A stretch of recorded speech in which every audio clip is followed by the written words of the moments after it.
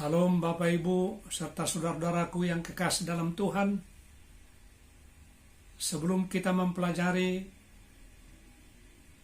firman Tuhan pada saat ini, marilah kita berdoa sejenak. Bapa di sorga, terima kasih oleh karena pimpinan dan berkat-Mu yang menyertai kami, sehingga pada saat ini kami boleh bersama-sama mempelajari akan firman Tuhan. Kami mengundang kehadiran Roh Kudus-Mu, memberikan kepada kami pengertian terhadap firman Tuhan yang kami akan pelajari. Di dalam nama Yesus kami berdoa. Amin. Bapak Ibu serta saudara-saudaraku yang kekasih, pelajaran kita pada saat ini berjudul melayani seperti Yesus.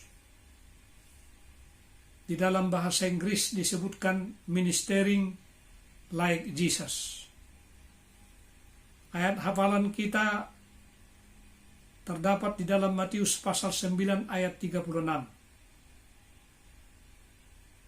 Melihat orang banyak itu, tergeraklah hati Yesus oleh belas kasihan kepada mereka karena mereka lelah dan terlantar seperti domba yang tidak bergembala. Pelajaran kita pada saat ini menekankan pentingnya pelayanan yang tidak mementingkan diri dan berfokus pada pelayanan pada orang lain, di mana ini akan memberikan kesan yang dapat bertahan dalam kehidupan daripada orang banyak. Kita akan mendalami bagaimana caranya kita dapat meneladani kasih Kristus di dalam mengadakan komunikasi kepada orang lain. Apakah contoh melayani yang diberikan oleh Yesus? Saudaraku, Yesus benar-benar memperhatikan orang atau care for people. Dia lebih tertarik pada keprihatinan dan kebutuhan mereka daripada kebutuhannya secara pribadi. Hidupnya benar-benar terpusat pada orang lain. Ia adalah pelayan yang berbelas kasihan. Dia memenuhi kebutuhan fisik, mental, dan emosional orang-orang yang berada di sekitarnya. Dan dengan demikian, hati mereka terbuka terhadap kebenaran rohani yang diajarkannya. Ketika dia menyembuhkan orang kusta, mencelikkan mata yang buta, membuka telinga yang tuli, membebaskan orang yang kerasukan setan. Saudaraku, juga memberi makan yang lapar dan merawat yang membutuhkan. Hati mereka tersentuh, hati mereka terjamah, dan kehidupan diubahkan. Itu saudaraku oleh karena ketika orang melihat perhatiannya yang tulus, mereka terbuka terhadap kebenaran rohani yang dia ajarkan. Nah, apakah teladan yang diberikan oleh Yesus kepada kita agar kita sukses melakukan pelayanan bagi orang banyak? Dikatakan di dalam tulisan Ellen G. White di dalam seri Membina Keluarga jilid 4 halaman 123. Metode Yesus saja yang akan memberikan keberhasilan sejati dalam menjangkau manusia.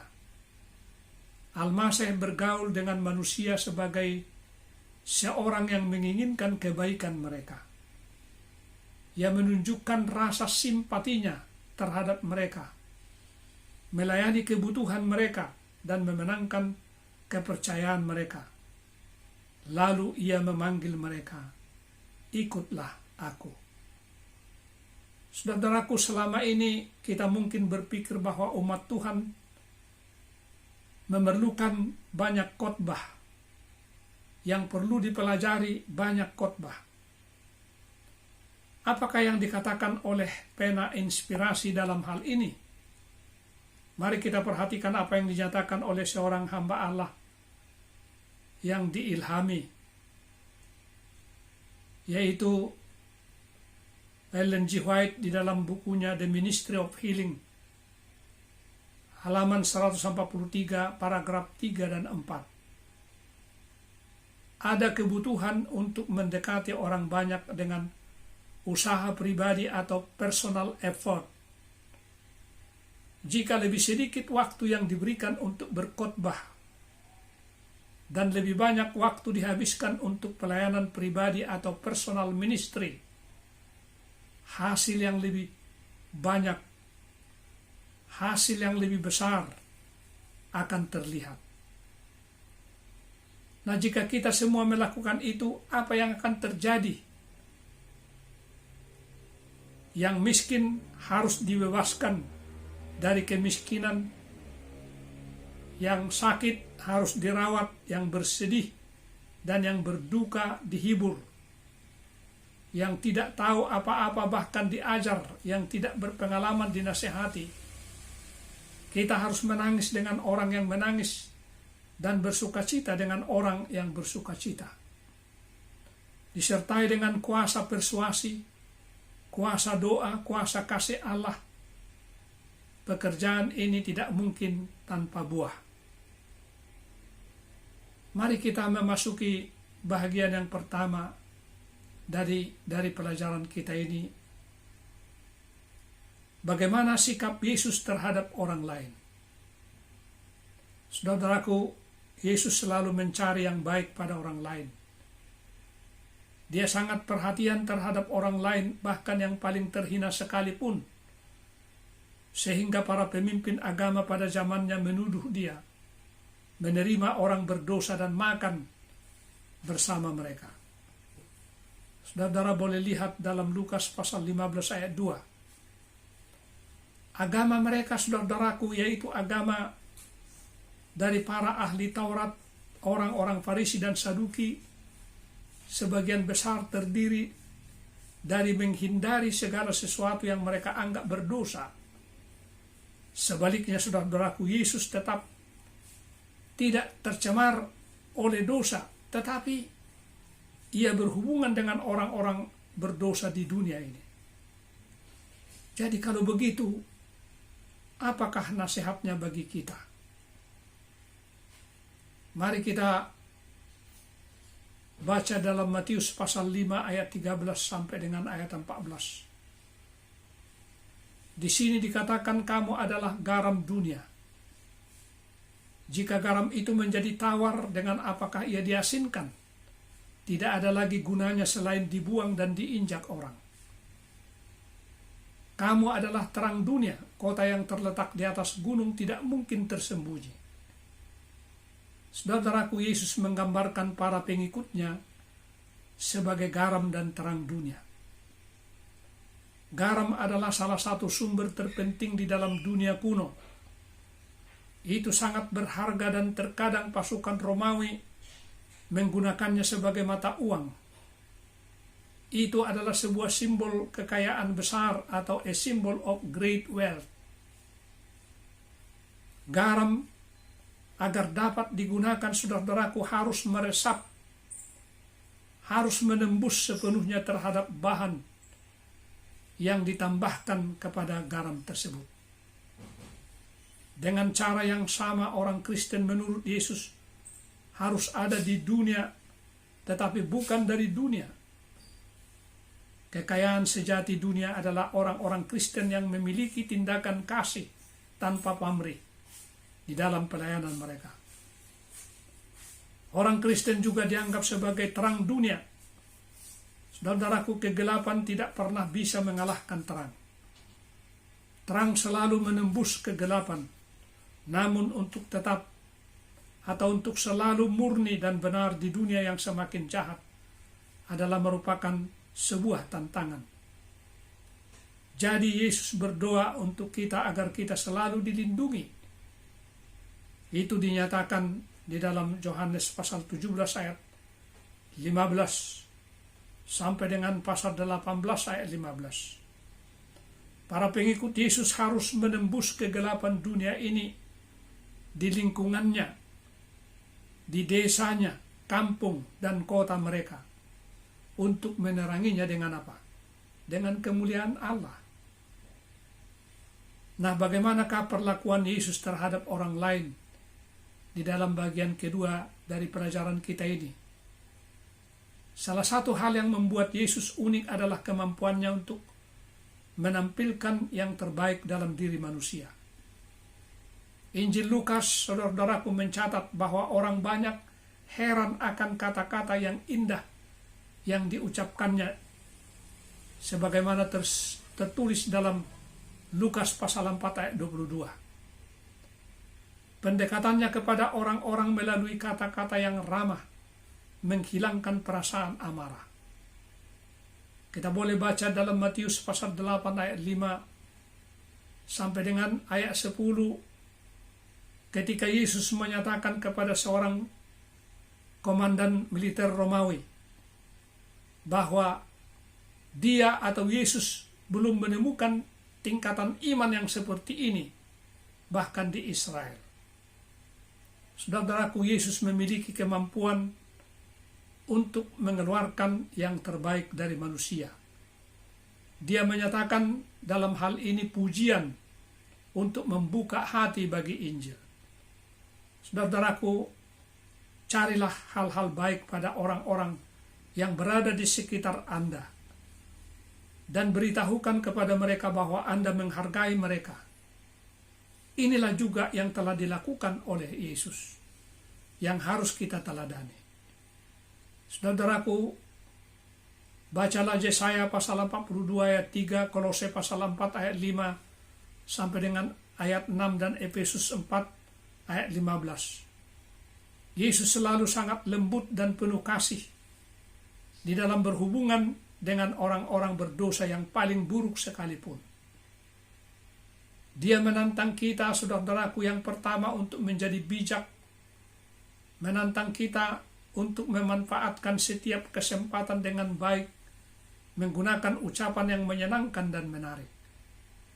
Dan hal yang ketiga yang menjadi tantangan yang diberikan kepada kita agar kita siap memberikan jawaban yang benar kepada siapapun yang bertanya kepada kita. Dan semua ini harus dilakukan dengan kasih. Oke, saat ini mari kita maju kepada bahagian yang ketiga dari pelajaran kita ini, pelayanan penyembuhan Yesus. Ini adalah terdiri dari dua bagian, yaitu bagian yang pertama dinyatakan bahwa Yesus memiliki kemampuan untuk menyembuhkan orang secara fisik, mental, emosional, dan spiritual. Dia ingin sekali memenuhi kebutuhan-kebutuhan itu melalui kita ketika kita menunjukkan kepedulian terhadap kesepian, kesedihan, dan kepedihan hati orang-orang lain. Dan dia melakukan semua itu dengan penuh kemurahan. Saudara-saudaraku, dia melihat kebutuhan-kebutuhan orang banyak. Apakah mereka didasarkan pada kesepian, kesedihan, sakit hati, atau penyakit fisik? Yesus memberi mereka kesembuhan, kegembiraan, dan harapan. Yesus telah melayani kebutuhan yang dirasakan orang, karena itu telah memberinya sebuah kesempatan untuk menangani kebutuhan mereka yang paling dalam. Namun, saudaraku, kebutuhan utama yang dibutuhkan manusia adalah kebutuhan akan hubungan pribadi dengan Allah.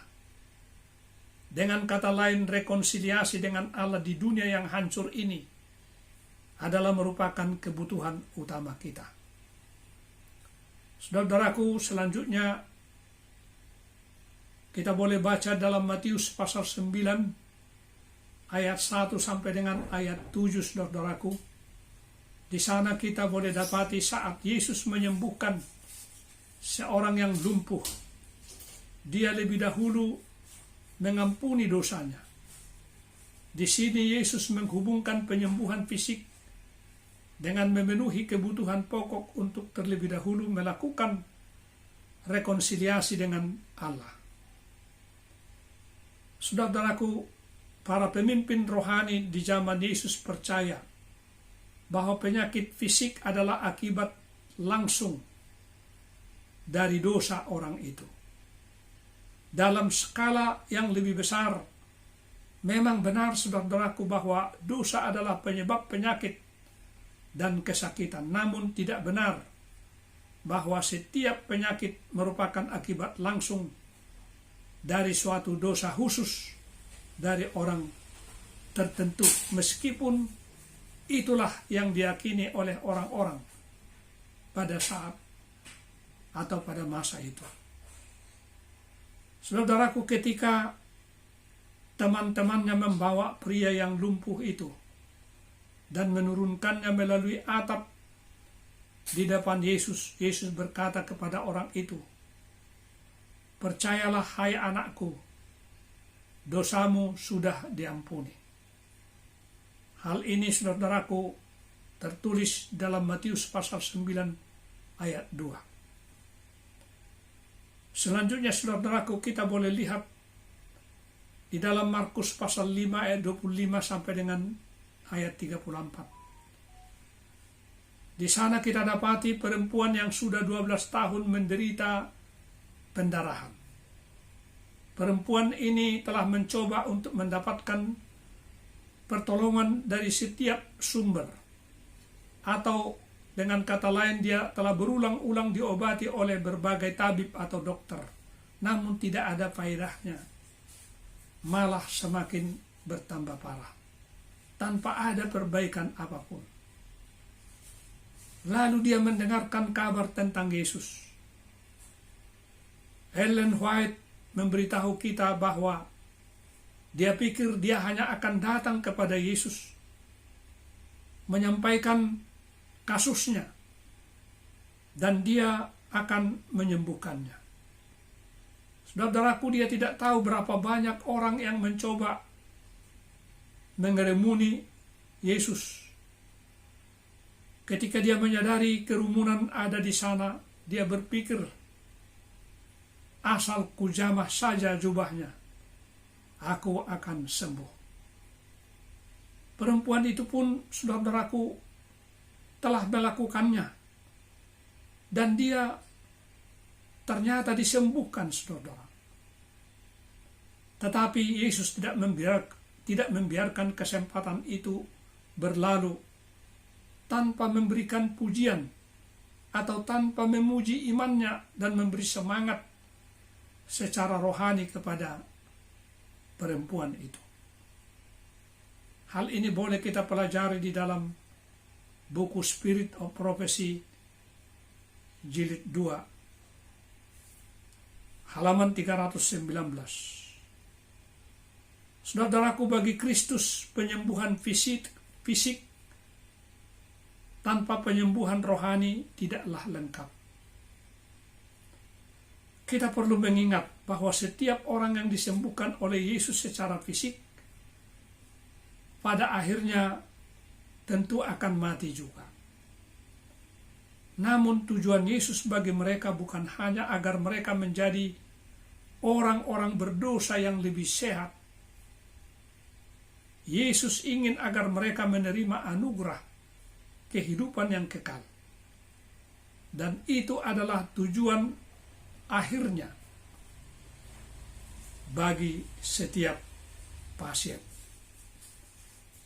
Saudaraku, di bahagian yang keempat kita menemukan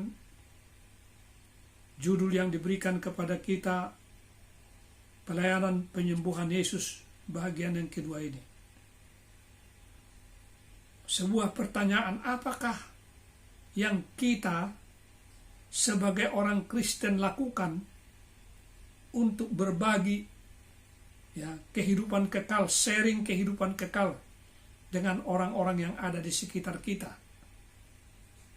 Kita boleh pelajari dan baca dalam Matius pasal 4 ayat 23 sampai ayat 25. Di sana dikatakan Yesus pun berkeliling di seluruh Galilea. Ia mengajar dalam rumah-rumah ibadat dan memberitakan Injil Kerajaan Allah serta melenyapkan segala penyakit dan kelemahan di antara bangsa itu. Saudaraku, perhatikan di sini bahwa Yesus telah mengajar, berkhotbah, dan menyembuhkan. Jesus taught, preach, and healed. Dengan kata lain, kita boleh singkatkan pekerjaan pelayanan Yesus adalah 3 rangkap, yaitu teaching, preaching, dan healing. Saudaraku, gabungan itu yakni pelayanan rangkap 3 adalah cara yang paling efektif, yang paling berhasil untuk menjangkau orang-orang banyak. Bahkan pada saat ini seperti yang dijelaskan Ellen White, jika kita dapat menjangkau orang tidak hanya secara spiritual, tetapi juga secara mental, emosional, dan fisik, pekerjaan kita akan lebih sukses. Hal ini dinyatakan Ellen White dalam Counsels on Health, halaman 503, saudara-saudaraku. Kemudian dalam Markus pasal 1 ayat 32 sampai ayat 39, di sana kita dapati bahwa Yesus menghabiskan sepanjang hari menyembuhkan orang sakit dan mengusir setan. Setelah menghabiskan waktu dalam doa keesokan harinya, ketika banyak orang mencari penyembuhan, ia pergi ke kota lain. Kita bertanya, mengapa ia tidak menyembuhkan mereka? Yesus tahu bahwa misinya di dunia ini dapat dihancurkan jika dia membiarkan dirinya hanya menjadi penyembuh penyakit fisik saja. Tujuan kedatangannya ke dunia adalah untuk mengkhotbahkan Injil. Jadi Yesus, saudaraku, bukan sekadar melakukan mujizat yang spektakuler saja. Dia adalah anak Allah yang datang dalam suatu misi penebusan. Dia tidak puas hanya untuk menyembuhkan penyakit fisik. Dia merindukan orang-orang untuk menerima karunia kehidupan kekal yang dia tawarkan. Saudaraku, jelaslah dalam kisah ini, dalam cerita ini, bahwa setiap tindakan penyembuhan yang Yesus lakukan, dia anggap itu sebagai kesempatan untuk mengungkapkan karakter Allah, meringankan penderitaan, dan mudah-mudahan mengarahkan para penderita itu kepada kehidupan kekal. Bagian yang kelima yang terpenting bagi Yesus. Saudaraku, pada hari terakhir pelayanan publiknya, pelayanan Yesus kepada orang banyak yang hanya dua hari sebelum penyalipannya, para murid mendekati Yesus untuk bertanya kepadanya tentang apa yang menjadi komentarnya, yang menyatakan bahwa suatu hari bait suci di Yerusalem akan dihancurkan. Saudaraku, setelah berbicara tentang peristiwa menjelang akhir dunia, Yesus menceritakan 3 perumpamaan seperti yang tercatat di dalam Matius pasal 25. Yaitulah perumpamaan tentang 10 gadis atau 10 anak darah, kemudian perumpamaan tentang 10 talenta, serta perumpamaan tentang domba dan kambing. Saudaraku, perumpamaan ini menguraikan kualitas karakter yang penting bagi orang-orang yang menunggu kedatangannya yang kedua kali. Perumpamaan tentang 10 gadis menekankan pentingnya kehidupan yang sejati yang dipenuhi dengan roh. Perumpamaan tentang 10 talenta menyatakan tentang pentingnya dengan setia menggunakan karunia yang Allah telah berikan kepada kita masing-masing. Perumpamaan tentang domba dan kambing mengungkapkan bahwa kekristenan yang sejati benar-benar melayani kebutuhan mereka yang dibawa Tuhan ke dalam kehidupan kita setiap hari. Saudaraku, perumpamaan tentang domba dan kambing yang dicatat dalam Matius pasal 25 ayat 31 sampai dengan ayat 46 adalah salah satu yang menantang, saudara. Bagaimana kita dapat menjangkau untuk memenuhi kebutuhan begitu banyak orang yang berada di sekitar kita? Saudaraku, tulisan dari seorang hamba Tuhan yang diilhami, yaitu Ellen G. White, dalam bukunya Seri Membina Keluarga jilid 4 halaman 124. Di sana dinyatakan, banyak orang yang tidak beriman kepada Allah dan telah kehilangan kepercayaan pada manusia. Tetapi mereka masih menghargai tindakan-tindakan simpati dan pertolongan. Sementara mereka memperhatikan seorang yang tidak terdorong oleh pujian duniawi atau upah datang ke rumah mereka untuk melayani orang sakit, memberi makan orang yang lapar, memberi pakaian kepada yang telanjang, menghibur yang susah, dan dengan lemah lembut mengarahkan pandangan mereka semua kepada Dia yang oleh kasih dan belas kasihannya. Pekerja manusia itu hanyalah sekadar utusan. Manakala mereka melihat hal ini, saudaraku, hati mereka terjamah. Rasa bersyukur pun tumbuh, iman dikobarkan. Mereka menyadari bahwa Allah memelihara mereka dan mereka siap mendengar sementara firman-Nya dibukakan. Saudaraku yang kekasih, beberapa orang Kristen kuno mengira mereka dapat memecahkan masalah supaya mereka tidak terkontaminasi oleh dunia, yaitu dengan membuat diri mereka sendiri secara sepenuhnya. Mereka memisahkan diri dari dunia sekitarnya. Contoh terkenal adalah biarawan bernama Simeon Stylites. Dia pindah keluar kota kecil dekat Aleppo, Suriah, membangun menara setinggi 10 kaki dan tinggal di atasnya, saudara. Dia akhirnya memperpanjang menara itu hingga hampir 60 kaki. Di ruang kecil yang tersedia baginya selama 37 tahun, ia tinggal di puncak menara tersebut. Apa yang dia lakukan? Dia merenungkan perkara-perkara ilahi. Dia bermeditasi, berdoa, berpuasa, menasihati orang-orang yang mencarinya. Ada kalanya, saudaraku, dia berpuasa dalam jangka waktu yang lama.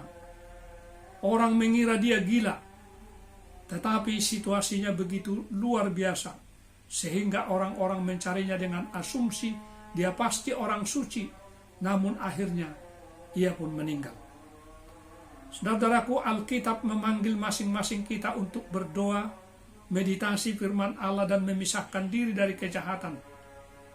Tujuan untuk meluangkan waktu dengan Kristus di gunung adalah supaya kita, saudaraku, dapat menjadi saksi bagi banyak orang.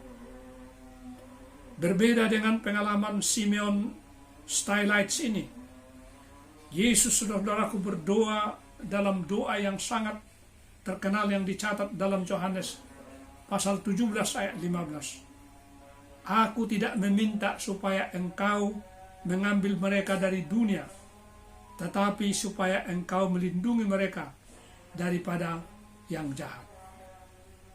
Saudaraku, seseorang mengatakan umat Kristen seperti sebuah perahu di dalam air. Tidak apa-apa bagi perahu itu berada di dalam air jika tidak ada air di dalam perahu. Saudaraku yang kekasih, metode penginjilan Yesus adalah menemukan kebutuhan dan memenuhinya.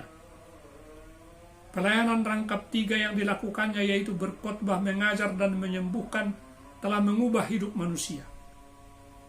Injil menyatakan bahwa Yesus memenuhi kebutuhan yang dirasakan, sehingga ia dapat menyentuh mereka pada titik terdalam dari kebutuhan rohani mereka. Saudaraku, pertimbangkanlah dalam Injil Yohanes pasal 2 Pada pesta pernikahan di Kana Galilea, Yesus memenuhi satu kebutuhan sosial dengan menjaga agar tamu terhindar dari rasa malu. Dalam Yohanes pasal 3, Yesus menemui kerinduan hati Nikodemus untuk memperoleh iman sejati. Dalam Yohanes pasal 4, Yesus memperlakukan wanita Samaria dengan rasa hormat dan memenuhi kebutuhan sosialnya untuk mendapatkan perasaan layak. Selanjutnya dalam Yohanes pasal 5, Yesus melayani kebutuhan fisik dengan membuat mujizat penyembuhan kepada orang sakit yang terbaring selama 38 tahun di samping kolam yang diyakini bahwa airnya dapat menyembuhkan. Dalam Yohanes pasal 6 ayat 14 dan 15, ketika Yesus memecahkan roti dan memberi makan 5.000 orang, orang banyak ingin menjadikan dia jadi raja. Nah, saudara-saudaraku, apakah yang membuat popularitas Yesus begitu tinggi pada saat pelayanannya, saudara-saudaraku? Karena tujuan hidup Yesus adalah apa? Untuk mencari dan menyelamatkan yang hilang, seperti yang tertulis dalam Lukas pasal 19 ayat 10. Dunia tidak pernah melihat orang seperti dia yang sangat mengasihi dan tidak mementingkan diri, yang dapat memenuhi kebutuhan fisik, mental, emosional, dan rohani. Saudara-saudaraku yang kekasih, menyelamatkan orang-orang berdosa adalah misi terpenting daripada Yesus. Dan semua yang dia lakukan, apakah itu menyembuhkan, atau mengajar, atau hanya berbicara dengan orang-orang, itu bertujuan untuk menuntun pada keselamatan mereka. Dia ingin membebaskan orang-orang banyak dari belenggu dosa. Jadi, yang menjadi pertanyaan bagi kita pada saat ini, siapa di sekitar Anda, siapa di sekitar kita yang membutuhkan kebaikan kita, yang membutuhkan kebaikan Anda, yang membutuhkan perhatian kasih dan pertolongan Anda yang baik hati? Mungkinkah itu seorang ibu tunggal yang butuh istirahat, atau seorang pria tua pensiunan yang telah kehilangan istrinya? Apakah pasangan muda yang baru saja pindah ke lingkungan sekitar Anda? Atau mungkin seseorang yang ingin berhenti merokok, atau seseorang yang mengadopsi gaya hidup yang lebih sehat, dan mereka yang ingin menurunkan berat badan, mengurangi stres, atau berolahraga lebih banyak? Saudara-saudaraku, bisakah kita menjangkau orang-orang seperti itu dan membuat perbedaan dalam hidup mereka di dalam perjalanan untuk memperkenalkan mereka kepada Yesus Kristus yang kita kenal dan kita kasih itu? Saudaraku, itulah hal-hal yang Yesus lakukan setiap hari di dalam pelayanannya dahulu ketika dia berada di bumi ini, yang menjadi teladan tentunya bagi kita masing-masing. Sampai di sini, saudaraku yang kekasih, akhir pelajaran kita. Semoga kita dapat membahasnya di dalam kelompok ataupun dapat kiranya membantu kita untuk meningkatkan kerohanian kita masing-masing. Tuhan kiranya memberkati. Marilah kita berdoa. Bapa di sorga, kembali kami bersyukur atas pimpinan dan berkat Tuhan yang telah kami rasakan selama mempelajari firman-Mu. Biarlah kiranya firman-Mu ini dapat menguatkan iman kami dan mempersiapkan kami sebagai umat-Mu yang setia menantikan kedatangan Yesus kali yang kedua. Bapa di sorga, pimpin kami di dalam kehidupan kami yang sisa. Ampuni dosa kami. Di dalam nama Yesus kami berdoa dan mengucap syukur. Amin.